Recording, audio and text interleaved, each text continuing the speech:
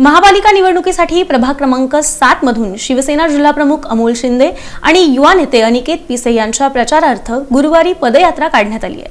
सोलापूर महानगरपालिका सार्वत्रिक निवडणूक 2025-26 च्या पार्श्वभूमीवर शिवसेना सोलापूर जिल्हा संपर्क प्रमुख तथा माजी आमदार संजय कदम, माजी गृहराज्यमंत्री तथा शिवसेनेचे नेते सिद्धाराम म्हेत्रे, माजी मंत्री उत्तम प्रकाश खंदारे, शिवसेनेच्या प्रवक्त्या डॉक्टर ज्योती वाघमारे, जिल्हा प्रमुख अमर पाटील, शहर प्रमुख सचिन चव्हाण यांच्या प्रमुख उपस्थितीत प्रभाग क्रमांक 7 मधून शिवसेना जिल्हा प्रमुख अमोल शिंदे आणि युवा नेते अनिकेत पिसे यांच्या प्रचारार्थ गुरुवारी 25 डिसेंबर रोजी पदयात्रा काढण्यात आली।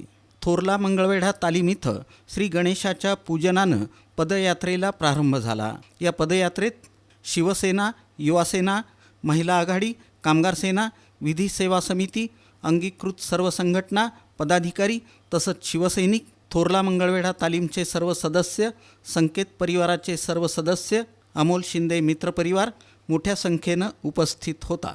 महिलांची संख्या मोठ्या प्रमाणात होती। ही पदयात्रा पंजाब तालीम, चौपाड, काळी मस्जिद, छत्रपती शिवाजी महाराज चौक, नेराळे वस्ती या भागातून निघाली। या पदयात्रेला युवकांचा उदंड प्रतिसाद मिळाला।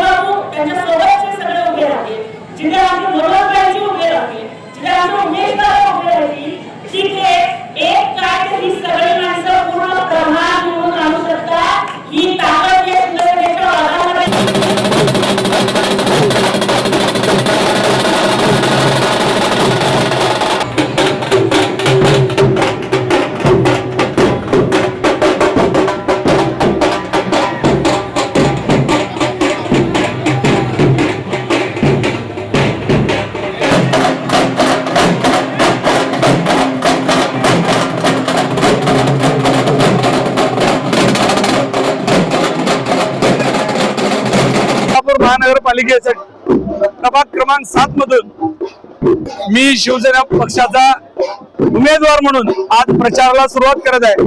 माझ्या समवेत माझे लहान बंधू अनिकेत दादा शिवाजीराव पिसे हे आणि मी असा आम्ही दोघं मिळून आज शिवसेना पक्षाचा प्रचार करण्याकरता प्रभाग क्रमांक 7 मधून आम्ही आमच्या प्रचाराची सुरुवात केलेली आहे। या राज्यामध्ये महाराष्ट्र राज्याचे संवेदनशील उपमुख्यमंत्री एकनाथजी शिंदे साहेबांचा करिश्मा कशा पद्धतीने चालतंय तुम्ही बघितलं असेल।